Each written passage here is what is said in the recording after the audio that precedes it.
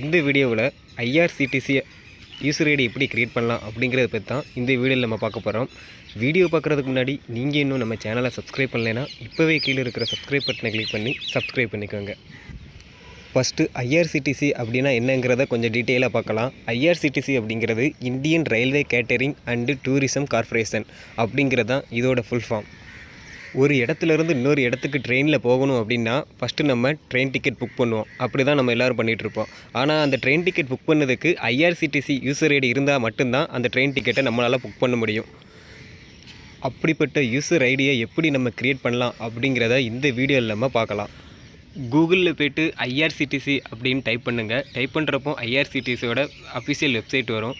அந்த வெப்சைட்டுக்குள்ளே என்ட்ரி பண்ணிவிட்டு மேலே லாக்இன் அப்புறம் ரிஜிஸ்டர் அப்படிங்கிற 2 ஆப்ஷன் இருக்கும். நீங்கள் ஆல்ரெடி ஐடி வச்சுருந்தீங்க அப்படின்னா லாக்இன் பண்ணிக்கலாம்.